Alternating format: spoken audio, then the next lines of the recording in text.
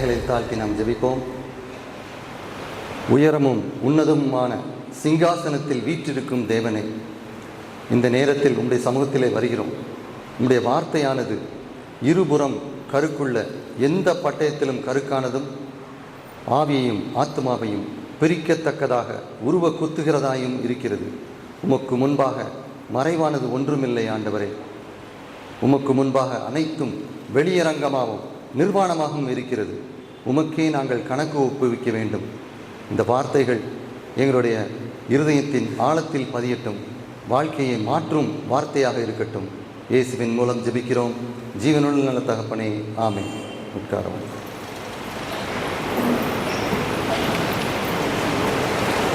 இன்று ஒரு அருமையான நாள். சேனைகளின் கர்த்தர் பரிசுத்தர், அவர் சீக்கிரம் வருகிறார் என்கின்ற வார்த்தை நம்முடைய வாழ்க்கையில் உண்மையிலே நடைபெறுகிறதா?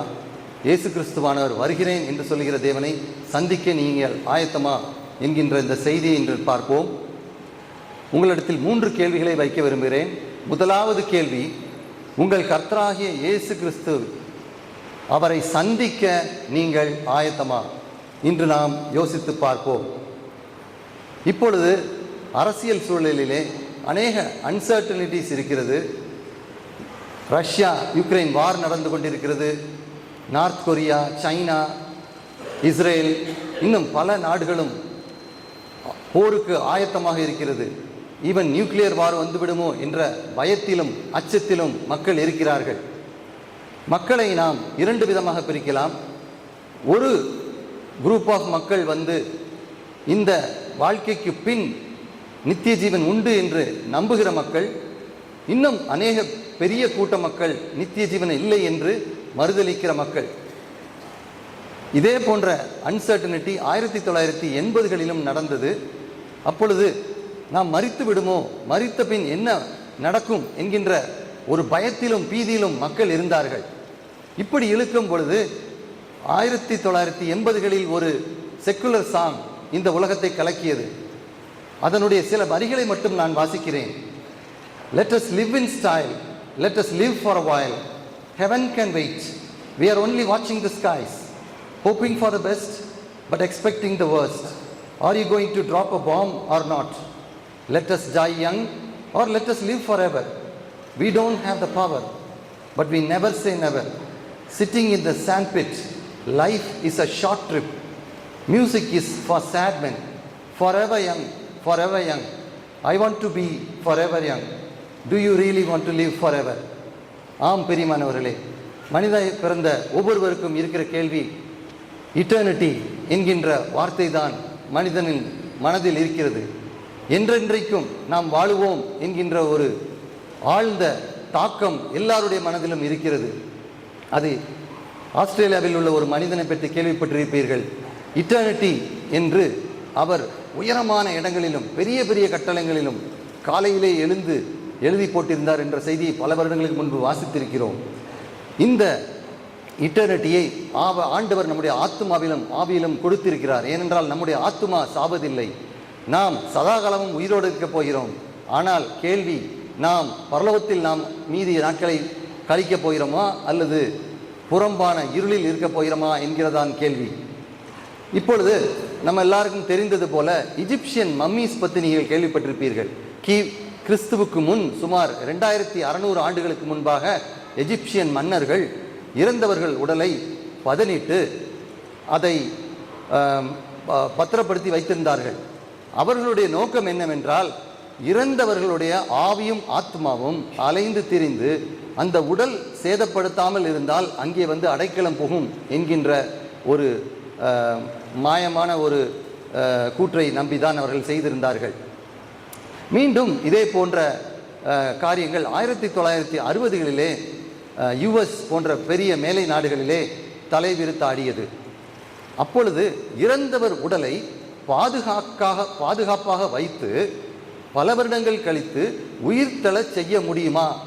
இது விஞ்ஞான ரீதியாக பாசிபிளா என்று சிலர் யோசித்தார்கள். இந்த ஃபீல்டை கிரையானிக்ஸ் என்று சொல்வார்கள். இதில் பயோனியராக இருந்தவர் ராபர்ட் எட்டிங்கர் என்கிறவர். அவருடைய இது வந்து ஒரு அறிவியல் ரீதியும் கிடையாது, மருத்துவ ரீதியும் கிடையாது, ஆனால் இது ஒரு தத்துவம் தான். அவர் என்ன யோசித்தார் என்றால், இறந்த மனிதன், அதாவது இறக்கும் முன் மனிதனை, அவனுடைய உடல் உறுப்புகளை பதனிடப்படுத்தி வைத்தால் பல வருடங்கள், சில வருடங்கள் கழித்து அதை யூஸ் பண்ணிக்கொள்ளலாம் என்று ஆர்கன் ப்ரிசர்வேஷன் மாதிரி அவர் ஆரம்பித்தார். அவர் தன்னுடைய புத்தகத்தை த ப்ராஸ்பெக்ட் ஆஃப் இம்மார்டாலிட்டி என்கின்ற புத்தகத்தை 1962 ராபர்ட் எட்டிங்கர் வெளியிட்டார். அவர் இதை போன்ற இன்ஸ்டிடியூட், கிரையானிக்ஸ் இன்ஸ்டிடியூட்டை உருவாக்கினார். அவர் 2011 ஆண்டு 92ஆம் வயதில் இறந்தார். அவருடைய உடலை இன்று வரை இந்த கிரையானிக்ஸ் முறையில் பாதுகாத்து வைத்திருக்கிறார்கள். நீங்கள் பொதுவாக புரிந்து கொள்ள வேண்டும் என்றால், சில நேரத்தில் பிரெயின் சர்ஜரி, ஹார்ட் சர்ஜரி நடக்கும்போது அதோடைய ஹார்ட் பீட், இரத்த ஓட்டம் எல்லாத்தையும் குறைக்க வேண்டும். அந்த குறைப்பதற்கு உடலுடைய டெம்பரேச்சரை ஒரு 10 டிகிரி இல்லை 20 டிகிரிக்கு குறைத்து விட்டால் அந்த சர்ஜரியை சக்ஸஸ்ஃபுல்லாக பண்ணிவிடலாம். குறைந்தபட்சம் அதிகபட்சம் ஒரு மணி நேரம், 2 மணி நேரம், இல்லை சில மணி நேரங்கள் மட்டும்தான் இதை செய்ய முடியும். ஆனால் இந்த கிரையானிக்ஸ்லே இறந்தவர்களை பல வருடங்கள், ஈவன் நூற்றாண்டுகள், இல்லை 20-30 வருடங்கள் வைக்க வேண்டும் என்று யோசிக்கிறார்கள். இது ஒரு வேடிக்கையாகத்தான் இருக்கிறது. சில அமெரிக்கர்கள் இன்னும் அதில் வெயிட் லிஸ்ட் என்று சொல்லி அதில் போட்டிருக்கிறார்கள். அதிலே தேவர் என்று சொல்லக்கூடிய ஒரு பெரிய கலசத்தில் லிக்விட் நைட்ரஜனை நிரப்பி அதனுடைய டெம்பரேச்சரை -196 கொண்டு போய் அந்த உடலை அப்படியே ஐஸ் பெட்டியில் வைத்த போல் குளிரச் செய்து அவர்களை தலைகீழாக வைத்து விடுவார்கள். இந்த தேவர் என்று சொல்லப்படுகிற வெசல்ஸிலே 6 பாடிகளை அவங்க வைக்கிறார்கள். ஒவ்வொரு பாடிக்கும் கிட்டத்தட்ட $200,000 ஒரு ஃபீஸாக வசூலிக்கப்படுகிறது. அவருடைய நம்பிக்கை என்னவென்றால், இன்னும் ஒரு 20-30 வருடங்களில் விஞ்ஞானமும் மருத்துவமும் வளர்ந்து விட்டால் அந்த இறந்தவருடைய உடலை நாம் உயிர்த்தெழ செய்து விடலாம் என்கின்ற ஒரு தவறான நம்பிக்கையில் இருக்கிறார்கள். ஆனால் அது மருத்துவ ரீதியாக அவர்கள் முயன்றாலும் அது சாத்தியமில்லை என்றுதான் நான் சொல்கிறேன். ஏனென்றால் வேதம் தெளிவாக சொல்லுகிறது. உங்கள் அனைவருக்கும் தெரிந்த வசனம் எபிரேயர் 9:27 ஒரே தரம் மரிப்பதும் அதன் பின் நியாய தீர்ப்படைவதும் மனிதர்கள் எல்லாருக்கும் நியமிக்கப்பட்டிருக்கிறது. ஆகையால் அப்படி உயிர்த்தெழ வைப்பது முடியாது. இப்படி அழிவிலே விதைக்கப்படுகிற அந்த சரீரம் தேவனுடைய ராஜ்யத்தை சுதந்திரிக்காது என்று 1 கொரிந்தியர் 15:30 நாம் வாசிக்கிறோம். மாம்சமும் இரத்தமும் தேவனுடைய ராஜ்யத்தை சுதந்திரிக்க மாட்டாது. அழிவுள்ளது அழியாமையை சுதந்திரிப்பதில்லை. ஆனால் நம்முடைய நம்பிக்கை எங்கே இருக்கிறது? ஏனென்றால் 52ஆம் வசனத்திலே எக்காலம் தொனிக்கும் போது மரித்தோர் அழிவில்லாதவர்களாய் எழுந்திருப்பார்கள், நாம் மறுரூபமாக்கப்படுவோம்.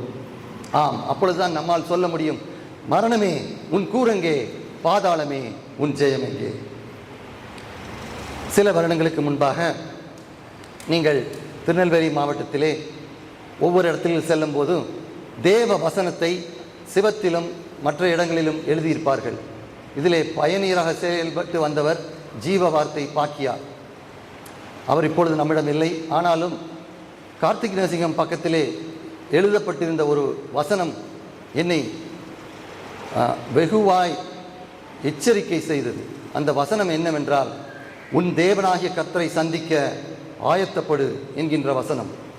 நாம் வெளிப்படுத்துகிற விசேஷம் 22:20 வாசித்தது போல, மெய்யாகவே நான் சீக்கிரமாய் வருகிறேன் என்றார். ஆமேன், கர்த்தராகிய ஆண்டவரே வாரும்.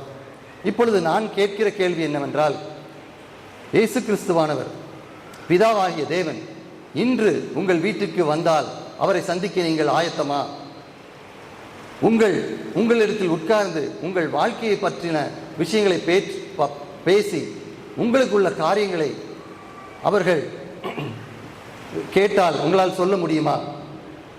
கிறிஸ்தவ சமுதாயத்தில் இப்பொழுது சுவிசேஷம் எப்படியாக பிரசங்கிக்கிட்டு வருகிறது? அநேக நாட்களிலும் அநேக இடங்களிலும் கூட்டங்களிலே வேத வசனங்களை, ஒரு சில வசனங்களை எடுத்து அதை மாற்றி அதில் அதிகமாக எம்பசைஸ் பண்ணி அந்த கிட்டத்தட்ட சுவிசேஷத்தையே மாற்றி பிரசங்கம் பண்ணுகிறார்கள். உதாரணமாக 10ல் 1 பங்கு காணிக்கை கொடுக்க வேண்டும், கடவுள் நம்மை ஆசீர்வதிப்பார் என்பது தெளிவான சத்தியம். ஆனால் இதை மிகைப்படுத்தி அதிலே 4-5 கண்டிஷன்ஸ் எல்லாம் போட்டு, நீ இவ்வளவு கொடுத்தால் இப்போ உதாரணமாக நீ 1,00,000 ரூபா கொடுத்தால் நீ 10,00,000 ரூபாய்க்கு கொடுப்பாய், நீ இப்படி செய்தால் அப்படி செய்வாய் என்ற சில விதிகளை வைத்து மக்களை மனதை மாற்றி செல்லுகிற சுவிசேஷமாக மாறிக்கொண்டு வருகிறது. அதே போல் நீ name it and claim it என்று சொல்வார்கள். நீ என்ன வேண்டுமோ அதை அப்படியே சொல், அது அப்படியே நடக்கும் என்று சொல்வார்கள். ஆனால் இதைத்தான் ப்ராஸ்பெரிட்டி காஸ்பல் என்று சொல்கிறோம். இதிலே மக்களை சில நேரத்திலே ஏமாற்றுகிறார்களோ என்று நான் ஐயப்படுவேன். ஏனென்றால் அந்த முழு செய்தியை நீங்கள் கேட்டால் அதனுடைய முழு அர்த்தமும் எப்படி கர்த்தருக்கு நீ காசை கொடுப்பாய், உன்னிடத்திலிருந்து எவ்வளவு வாங்க முடியும் என்கின்ற ப்ராஸ்பெரிட்டி ப்ரீச்சர்ஸ் அநேகர் அமெரிக்காவில் இருக்கிறார்கள், நம் நாட்டிலும் இருக்கிறார்கள், உங்களுக்கு தெரியும். இப்பொழுது உலக ஆசீர்வாதங்கள் கண்டிப்பாக ஆண்டவர் தருவார். ஏனென்றால் ஆண்டவர் சொல்கிறார் நம்முடைய பிள்ளைகளுக்கு, முதலாவது தேவனுடைய ராஜ்யத்தையும் அவருடைய நீதியும் தேடுங்கள், அப்பொழுது இவைகள் எல்லாம் உங்களுக்கு கூட கொடுக்கப்படும் என்று வேதம் சொல்கிறது. உங்களுக்கு தேவையான உணவு, உடை, உங்கள் குழந்தைகளின் திருமணம், கடன் பிரச்சனை தீர்வது, உங்கள் தொழில் விருத்தியடைவது எல்லாவற்றையும் அஞ்ஞானிகள் நாடுகிறார்கள். ஆனால் நாம் அதை முதன்மையாக வைத்து வாழ வேண்டாம், அதை தேட வேண்டாம் என்பதுதான் இயேசுவானுடைய செய்தி நாம் மத்தேயிலே வாசிக்கிறோம். ஆனால் நாம் அநேக வேளைகளில் பிரச்சனை வரும்போதும் சந்தேகம் வரும்போதும் நம்முடைய விசுவாசம் பலவீனப்பட்டு யாராவது நமக்காக ஜெபிப்பார்களா, எப்படியாவது ஆண்டவர் ஒரு அற்புதத்தை நமக்கு செய்வாரா என்று நாம் பலரையும் தேடி செல்கிறோம், நம்முடைய பணத்தையும் செலவழிக்கிறோம். பழைய காலத்திலே ஒரு கதை உண்டு, அலாவுதீனும் அற்புத விளக்கும் என்கின்ற கதை. அதில் என்னவென்றால், தேவை என்றால் அந்த விளக்கை எடுத்து தேய்த்தால் போதும், ஒரு அற்புத ஜீனி தோன்றும், கேட்கிறதெல்லாம் கிடைக்கும். சில வேளைகளில் நாம் யோசித்து பார்க்க வேண்டும், நாம் கிறிஸ்துவை ஒரு அற்புத ஜீனியாக வைத்திருக்கிறோமா, அல்லது அவர் சொல்லுகிற வார்த்தைகளின்படி செய்ய நம்முடைய வாழ்க்கையை ஒப்பு கொடுக்கிறோமா? ஏனென்றால் மத்தேயு 7 சொல்லுகிறது, என் வார்த்தைகளை கேட்டு அதன்படி செய்கிறவன் என்னுடைய சீஷன் சொல்லி ஆண்டவர் தெளிவாக சொல்லுகிறார். இந்த அற்புதங்கள் அடையாளங்கள் அப்போ உண்மைதானே? ஆண்டவர் அநேக அற்புதங்களை செய்திருக்கிறார், அநேகரை சுகப்படுத்தியிருக்கிறார். அதே போல என் வாழ்விலும் அந்த சுகம் தேவைதானே? ஆம் பிரியமானவர்களே, நீங்கள் கேட்காவிட்டால் கூட அற்புத சுகத்தையும் வாழ்க்கையும் உங்களுக்கு அருமையாக வைப்பார். ஆனால் அவர் சொல்லுகிற பிரகாரம் நாம் வாழ வேண்டும் என்று அவர் விரும்புகிறார். அவர் சொல்லுகிற பிரகாரம் நம்முடைய வாழ்க்கை பரிசுத்தமாக இருக்க வேண்டும் என்று விரும்புகிறார். இச்சைகளையும் பாவத்தையும் வைத்துக்கொண்டு அவரை நாம் துதித்து கொண்டு வேஷம் தரித்த மனிதர்களாய் வாழ்ந்தது போதும். யோவான் 20 அதிகாரம் 30 31 வாசிக்கிறேன்.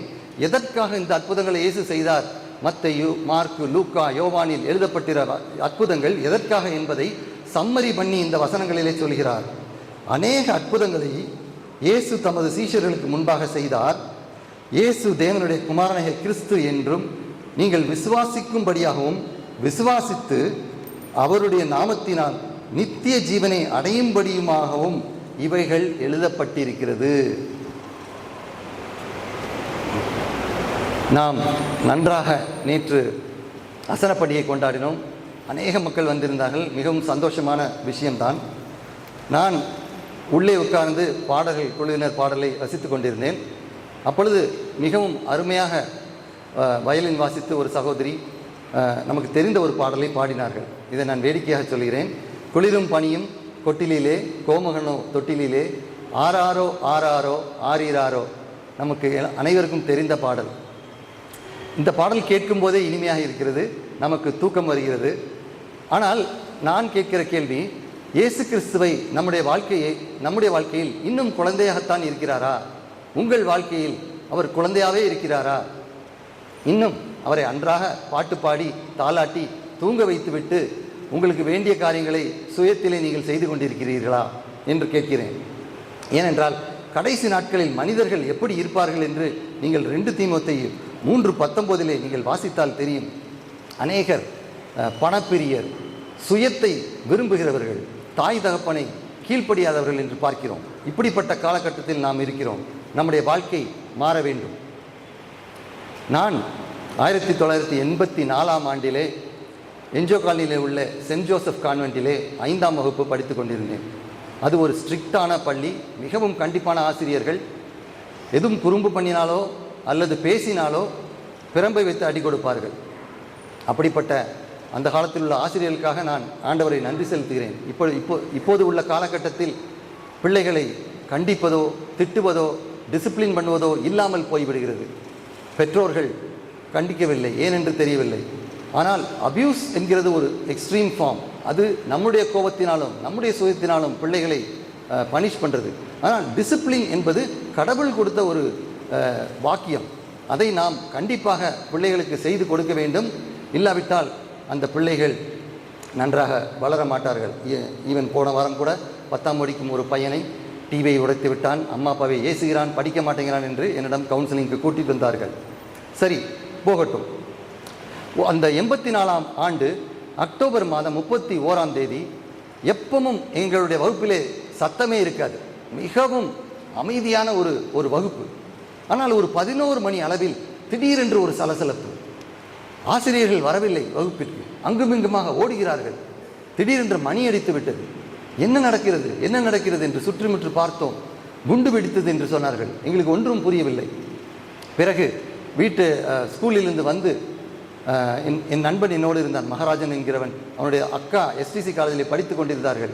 நாங்கள் வந்து பார்த்தபோது வாசலில் நின்று அழுது கொண்டிருந்தார்கள். என்ன என்று கேட்டோம். அப்பொழுதுதான் சொன்னார்கள், இந்திரா காந்தி அம்மையாரை சுட்டு கொன்று விட்டார்கள் என்று.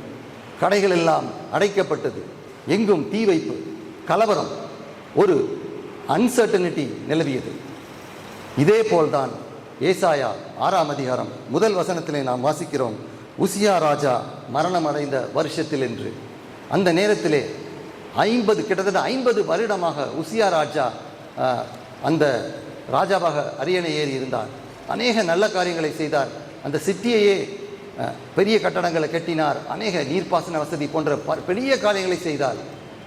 ஆனால் கடைசி காலத்தில் மட்டும் ஒரு சின்ன தவறை செய்து விட்டார். பட் ஏசாயா தீர்க்கதரிசி அவரை சார்ந்து இருந்தார். அவ்வளவு வருடங்களாக சார்ந்து இருந்த ஒரு மனிதர் திடீரென்று இறந்து விட்டார். திகைக்கிறார். ஸோ அதிகமான ஒரு ப்ரெஷருக்குள்ளவும் ஸ்ட்ரெஸ்ஸுக்குள்ளவும் ஏசாயா தீர்க்கதரிசி போகிறார். அந்த தருணத்திலே, அந்த ஸ்ட்ரெஸ்ஃபுல்லான நேரத்திலே அந்த வசனம் சொல்லுகிறது, ஆண்டவர் உயரமும் உன்னதமான சிங்காசனத்தின் மேல் வீற்றிருக்க கண்டேன், அவருடைய வஸ்திர தொங்கலால் தேவாலயம் நிறைந்திருக்கிறது. இந்த வசனத்திலே ஆண்டவர் என்ற வார்த்தை வருகிறது. ஆங்கிலத்திலே லார்ட் என்று ஸ்மால் லெட்டர்ஸிலே வருகிறது. இன்னும் மேலே நீங்கள் வாசித்தீர்கள் என்றால் 3ஆம் வசனத்திலே கர்த்தர் பரிசுத்தர் பரிசுத்தர் பரிசுத்தர் என்று வருகிறது. ஆங்கில வேதாத்திலே நீங்கள் பார்க்கும் பொழுது அந்த கர்த்தருக்கு லார்ட் என்று கேபிட்டல்ஸிலே போட்டிருக்கும். ஸோ இதிலே ஆண்டவர் என்று கூறுகிறதும் அங்கே கர்த்தர் என்று கூறுகிறதுக்கும் வித்தியாசம் என்ன? ஆண்டவர் என்று சொல்லுகிற அந்த மூல ஹீப்ரு வார்த்தையை நாம் பார்ப்போம். அது ஆடனாய் என்று சொல்லப்படுகிற ஒரு எக்ஸால்டட் பதம். ஆடனாய், சிங்காசனத்தில் இருக்கும் மிகப்பெரிய தேவன்.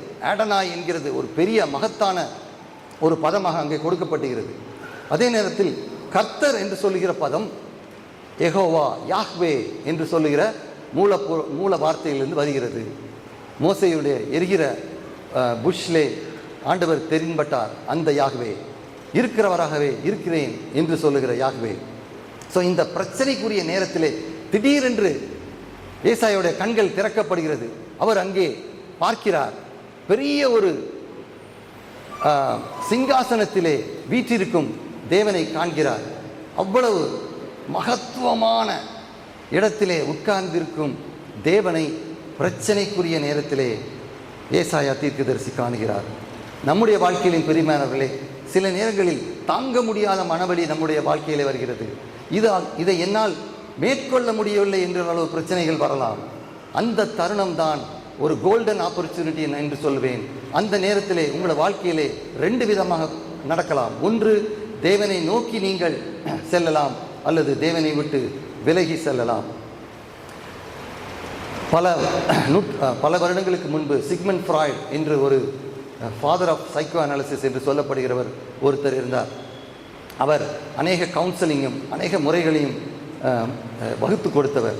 அவருடைய வாழ்க்கையிலே சேட்லி அநேக மக்கள் இறந்து போனார்கள். அவரை சுற்றி உள்ள சகோதரர், பெற்றோர் போன்றவர்கள் மரிக்க நேர்ந்தது. அப்பொழுது அவர் அதிகமாக யோசிக்க ஆரம்பித்தார். எதற்காக இந்த மாதிரி நடக்கிறது என்று சொல்லி ரொம்ப ஆழமாக யோசிக்கும் பொழுது கடவுள் இல்லை என்ற முடிவுக்கு வந்தார்.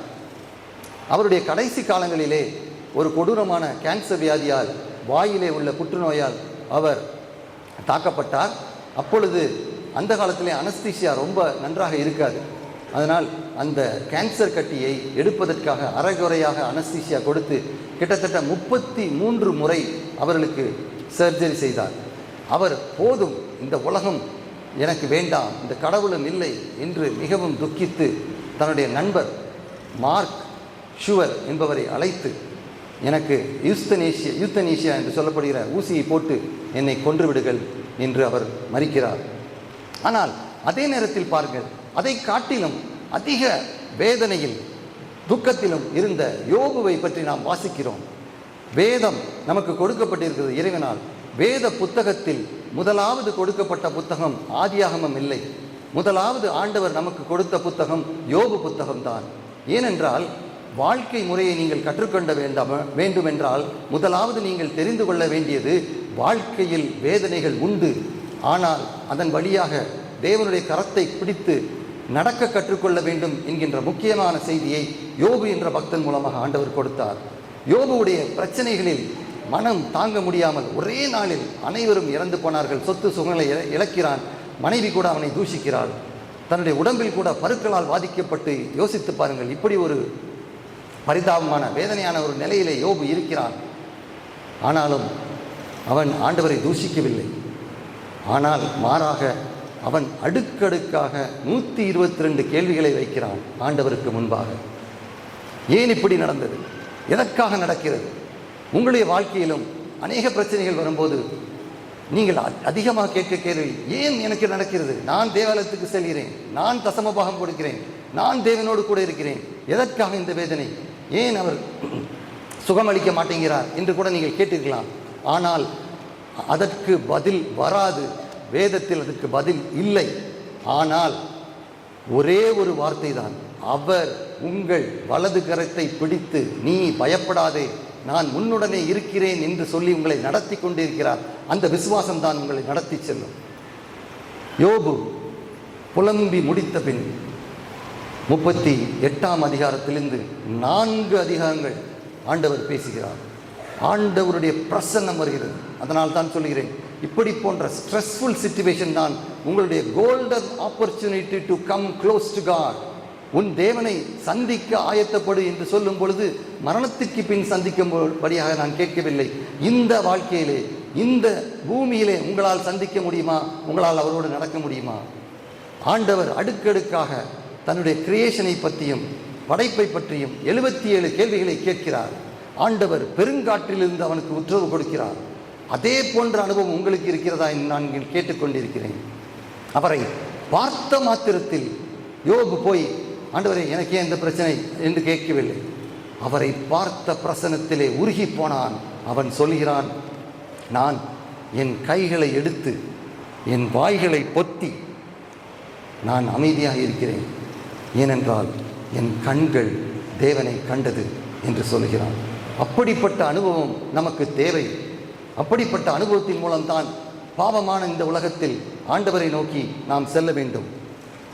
ஏசாயா 6ஆம் அதிகாரம் 2ஆம் வசனத்தை நாம் பார்க்கும் பொழுது, சேருபின்கள் 2 சட்டைகளால் தன் தன் முகத்தை மூடி, தன் தன் கால்களை மூடி, தன் தன் 2 சட்டைகளால் பறந்து, அவைகள் என்ன தெரியுமா சொல்லுகிறது? 3ஆம் வசனத்திலே, கர்த்தர் பரிசுத்தர், பரிசுத்தர், பரிசுத்தர், பூமி அனைத்தும் அவருடைய மகிமையால் நிறைந்திருக்கிறது என்று சொல்லுகின்றன. பரிசுத்தமான படைக்கப்பட்ட ஒரு சேராபின் தூய்மையான பிதாவையும் ப்ரீகார்னட் ஜீசஸையும் பார்க்க முடியாமல் தன் முகத்தை மூடிக்கொள்கிறது என்றால் அவருடைய பரிசுத்தம் எவ்வளவு பிரம்மாண்டமானது என்பதை நீங்கள் யோசித்து பாருங்கள். பரிசுத்தர் என்ற வார்த்தைக்கு அர்த்தம் என்ன? Primary meaning, secondary meaning. Secondary meaning தான் பரிசுத்தம். நம்முடைய வாழ்க்கையில் பரிசுத்தம், நம்முடைய வார்த்தையில் பரிசுத்தம், நம்முடைய சிந்தையில் பரிசுத்தம் என்கின்ற பரிசுத்தம். ஆனால் பிரைமரி மீனிங் என்ன தெரியுமா? Primary meaning different, other, set apart. அதாவது நம்மை மனிதர்களை விட he is different. மனிதர்கள் யோசிப்பதும் செயல்படுவதை விட ஹீஸ் அப்பாற்பட்டவர் என்கின்ற ஒரு வார்த்தை. ஆகையால் தான் மனிதர்களாகிய நமக்கு தேவனை எளிதில் புரிந்து கொள்ள முடியவில்லை, எளிதில் ஆக்சஸ் பண்ண முடியவில்லை. So he is different. பரிசுத்தர். இந்த பரிசுத்தர் என்று ஏன் 3 தடவை சொல்ல வேண்டும்? நீங்கள் எங்கேயாவது வேதத்தில் வாசித்திருக்கிறீர்களா? தேவனாகிய கர்த்தர் அன்பு அன்பு அன்புடையவர், இல்லை தேவனாகிய கர்த்தர் கிருபை கிருபை கிருபையுடையவர் என்று வாசித்திருக்கிறீர்களா?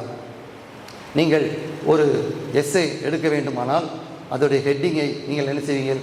போல்டு பண்ணுவீர்கள், இட்டாலிசைஸ் பண்ணுவீர்கள், அல்லது அண்டர்லைன் பண்ணுவீர்கள், இப்படி ஹைலைட் பண்ணுவீர்கள். ஆனால் யூத கலாச்சாரத்தில் இன்னும் ஒரு பண்பாடு இருந்தது. அது என்னவென்றால், முக்கியமான ஒரு வசனத்தை, முக்கியமான ஒரு காரியத்தை செய்ய வேண்டும் என்றால் அதை மீண்டும் மீண்டும் மீண்டும் சொல்லுவது. ஸோ அவர் பரிசுத்தர் என்று சொன்னால் அதை வர்ணிக்க இயலாது. அவர் அப்பேற்பட்டவர், அப்படி உள்ள பரிசுத்தர் என்று நாம் வாசிக்கிறோம். 4ஆம் வசனத்திலே பார்த்தீங்கன்னா, கூப்பிடுவர்களின் சத்தத்தினால் வாசல்களின் நிலைகள் அசைந்து ஆலயம் புகையினால் நிறைந்தது. நமக்கு எல்லாம் தெரிந்த ஒரு அற்புதம் மாற்கு எழுதின சுவிசேஷம் 4ஆம் அதிகாரம் 37, 38 வருகிறது. ஆண்டவர் கடலிலே சென்று கொண்டிருக்கிறார். அங்கே அதிகமாக புயல் வருகிறது. அந்த புயல் அடிக்கும் பொழுது அந்த புயலிலே மடிந்து விடுவோமோ என்கின்ற சூழல் வருகிறது. நம்முடைய வாழ்க்கையிலையும் என்ன செய்கிறோம்? புயலிட்டம் போய், புயலே, சைக்ளோனே, கொஞ்சம் என்மேல் கருணையாயிரு, எங்களுடைய நாட்டிற்கு வராதே, சேதப்படுத்தாதே என்று சொல்ல முடியுமா? பண்டைய காலத்திலே மக்கள் தெய்வங்களை உருவாக்கினார்கள். எப்படி என்றால், ஒரு புயலை பார்த்து புயலுக்குள் கடவுள் இருக்கிறார் என்று நினைத்து புயலை வணங்க ஆரம்பித்தார்கள். தீயை பார்த்து காட்டு தீ என்னை கொன்றுவிடக்கூடாது என்று தீக்குள் கடவுள் இருக்கிறார் என்று வணங்க ஆரம்பித்தார்கள். அவருடைய பயத்தை அப்படி கடவுள் என்று சொல்லி உருவாக்கி அவர்கள் உருவாக்கினதாக சரித்திரம் சொல்லுகிறது. இப்பொழுது இதே போல ஒரு த்ரெட் வருகிறது. சாக போகிறோம் என்கின்ற ஒரு பீதி வருகிறது. கேன்சர் அல்லது தீராத நோய் வரும்பொழுது நம்முடைய medical report, MRI scan, CT scan வந்து டாக்டர்கள் அதை பற்றி சொல்லும் பொழுது கைகால்கள் எல்லாம் நடுங்குகிறது. ஏனென்றால் நாம் அழிந்து விடுவோமோ, மறைந்து விடுவோமோ என்ற பயம் இருக்கிறது. அதே போல் மார்க்கு 4:38 பயப்படுகிறார்கள், நாங்கள் மடிந்து போகிறோம் என்று. அப்பொழுது ஆண்டவர் 39ஆம் வசனத்திலே காற்றை அதட்டுகிறார். உயிரில்லாத இன்ஆனிமேட் காற்றை அதட்டுகிறார். கடலை பார்த்து பேசுகிறார். கடலுக்கு உணர்ச்சி இருக்கிறதா? வார்த்தையால் பேச முடியுமா? இமோஷன் இருக்கிறதா? நாம் பேசுகிறதை கேட்க முடியுமா? ஆனால் யோவான் 1 வாசிக்கிறது போல, ஆதியாகமம் 1 வாசிக்கிறது போல, சகலத்தையும் அவர் மூலமாகவும் அவருக்காகவும் சிருஷ்டிக்கப்பட்டது. அந்த சிருஷ்டிகர் he gives a verbal command. என்ன சொல்றார்? இறையாதே, அமைதலாயிரு என்ற கமாண்டை கொடுக்கும் போது ஒரே செகண்ட் ஸ்டில் அமைதலாகி விடுகிறது. இந்த நேரத்திலே அந்த சீஷர்கள் என்ன செய்திருக்க வேண்டும்? ஹல்லேலூயா, ஆண்டவர் நிப்பாட்டி விட்டார், அப்சல்யூட்லி ஃபேண்டாஸ்டிக் என்று குதித்தார்களா? அவருடைய பயம் நீங்கியதா? இல்லை. வேதம் சொல்லுகிறது 41ஆம் வசனம், அவர்கள் மிகவும் பயந்தார்கள். யோசித்து பாருங்கள். ஏன் பயப்பட வேண்டும்? காற்று நின்று விட்டது, அவர்கள் பிழைத்து விட்டார்கள். எதற்காக மிகவும் பயந்தார்கள் என்றால், சேனைகளின் கர்த்தர் பரிசுத்தர், அந்த பரிசுத்த தெய்வம் அந்த போட்டிலே நின்று கொண்டிருக்கிறார். அதுதான் அந்த பயம். நாமும் அந்த பரிசுத்த தேவன் நமக்கு அருகில் வரும்பொழுது நம்முடைய ரெஸ்பான்ஸ் எப்படி இருக்கிறது? 5ஆம் வசனம் சொல்லுகிறது, ஐயோ அதமானேன், நான் அசுத்த உதடுகள் உள்ள மனுஷன், அசுத்த உதடுகள் உள்ள ஜனங்கள் மத்தியில் வாசம் பண்ணுகிறேன். when you see the power and presence of God, this is what will happen. தேவனை சந்திக்கும் பொழுது, தேவனுடைய பிரசன்னத்தையும் அவருடைய பிரசன்னத்தையும் உணரும் பொழுது, you will fall down. நம்மால் அதை தாங்க முடியாது. அதை போன்ற அனுபவம் உங்களிடத்தில் இருக்கிறதா?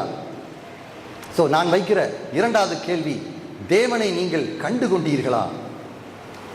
தேவனை நீங்கள் கண்டு கொண்டீர்களா? லூக்கா 5ஆம் அதிகாரத்திலே நாம் வாசிக்கிறோம். இன்னும் 2 காரியத்தை பார்த்து முடிப்போம். ராம் முழுவதும் பிரயாசப்பட்டு அங்கே மீன் பிடிக்கிறார்கள். மீன் பிடித்து வலையில் ஒன்று கூட அகப்படவில்லை. கடைசியில் இயேசு வந்து இங்கே வலையை போடு என்று சொல்கிறார். மீன் பிடிக்கிற பேதுரு, he is a professional fisherman. அவனுக்கு தெரியும் ஆண்டவர் வந்து he is a preacher and healer and God, but he is not a fisherman by profession. அதனால பேதுருக்கு சந்தேகம் எழுந்திருக்கும். இவர் சொல்லுற இடத்துல போட்டால் வராது என்கிற நிலையில தான் அவன் போய் வலையை போடுகிறான். ஆனால் வலை கிளியத்தக்கதாக மீனை பிடித்தோம் என்று வாசிக்கிறோம். சரி, மீனை பிடித்தவுடன் குதிக்கிறாரா? ஆஹா, இவ்வளவு 2 போட்டு நிறைய மீன் கிடைத்தது என்று குதித்து எழுந்து பேதுரு ஓடுகிறாரா? அங்கே என்ன நடக்கிறது? 8ஆம் வசனம். சீமோன் பேதுரு அதை கண்டு இயேசுவின் பாதத்தில் விழுந்து, ஆண்டவரே, நான் பாவியான மனுஷன், நீர் என்னை விட்டு போக வேண்டும் என்றார். He is a holy God, eternal God, immutable God. சகலத்தையும் சிருஷ்டித்த தேவன். இப்படிப்பட்ட தேவனை ஃபேஸ் டு ஃபேஸ் கான்டாக்ட் வரும்பொழுது தான் நம்முடைய உண்மையான பாவ நிலையை நாம் உணர்வோம். யோவான் 3:3ஆம் வசனமும் 5ஆம் வசனம் என்ன சொல்கிறது என்றால், ஒருவன் மறுபடியும் பிறாவிட்டால் தேவனுடைய ராஜ்யத்தை சுதந்திரிக்க வேண்டாம் என்று மெய்யாகவே மெய்யாகவே நான் சொல்கிறேன் என்று இயேசு சொல்லியிருக்கிறார். மறுபடியும் பிறந்த அனுபவம் நமக்கு இருக்கிறதா? நம்முடைய வாழ்க்கை மாறி இருக்கிறதா? 10 வருடம் 20 வருடங்களுக்கு முன்பு இருந்த நான் இப்பொழுது மாறி இருக்கிறேன். பரிசுத்த ஆவியினாலும் கர்த்தருடைய வார்த்தையினாலும் என்னுடைய வாழ்க்கை மாறி இருக்கிறது என்று நீங்கள் சொல்ல முடியுமா? நான் ஒரு சேட் நோட்டிலே இந்த பிரசங்கத்தை முடிக்கப் போகிறேன். மலைப்பிரசங்கம் 5, 6, 7 வாசித்து முழுவதுமாக சொல்லி முடித்துவிட்டு கடைசியிலே ஆண்டவர் ஒரு சோகமான ஒரு காரியத்தை சொல்லுகிறார். அவர் 2 வழியை சொல்கிறார். விசாலமான வழி, குறுகிய வழி என்று சொல்லுகிறார். விசாலமான வழியில் அநேகர் போவாங்கன்னு சொல்றார். அந்த அநேகர் உடைய முடிவு நரகம் என்று சொல்லுகிறார். ஆனால் அந்த அநேகரில் உள்ள மக்கள் என்ன செய்தார்கள் என்று 3 காரியங்களை சொல்லியிருக்கிறது. அவர்கள் அற்புதத்தை செய்தார்கள், தீர்க்க தரிசனம் சொன்னார்கள், பிசாசுகளை துரத்தினார்கள் என்று. ஆனால் அவர்கள் ஏன் அகலமான வழியில் போய் அழிவுக்கு நேராக செல்ல வேண்டும்?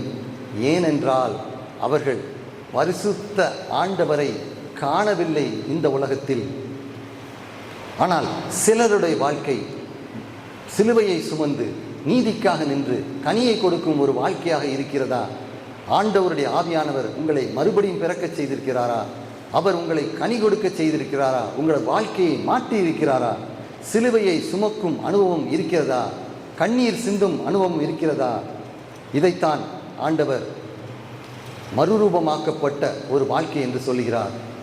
வெறும் வாயினால் சொல்லுகிற ஒரு கிறிஸ்தவத்தை தவிர உண்மையிலே மனம் மாறி கனி கொடுக்கும் ஒரு வாழ்க்கை தான் பரலோகத்துக்கு நம்மளை எடுத்துச் செல்லும். ஆகையால் அநேகர் டிஸ்ட்ரக்ஷன், அழிவை நோக்கி போய் கொண்டிருக்கிறார்கள். அப்போ பில்லியன்ஸ் ஆஃப் பீப்புள் அதை நோக்கி போய் கொண்டிருக்கிறார்கள். ஆனால் ஒரு சில மக்கள் மட்டும்தான் சிலுவையை சுமந்து போய்கொண்டிருக்கிறார்கள். ரட்சிப்பு என்பது ஆண்டவர் கொடுக்கிற சமாதானம். அவர் எப்படி கொடுக்கிறார்? அவர் தன்னுடைய நீதியை நமக்கு இலவசமாக தருகிறார். அதை பெற்றுக்கொண்ட பின் அவர் பின்னாலே நாம் செல்ல வேண்டும் என்பதுதான் நமக்கு முக்கியமான ஒரு செய்தியாக திகழ்கிறது. இதிலிருந்து நமக்கு எஸ்கேப்பே கிடையாது. there is no escape before the holiness of God. கர்த்தருடைய பரிசுத்த பர்வதத்திலிருந்து நாம் எங்கும் ஓடி தப்ப முடியாது. ஆகையால்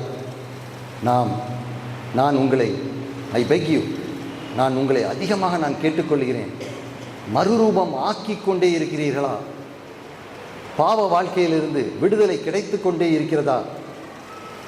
அப்படி என்றால் நான் கேட்க கேள்விக்கு நீங்கள் ஆம் என்று சொல்லலாம். கர்த்தரை சந்திக்க ஆயத்தமா?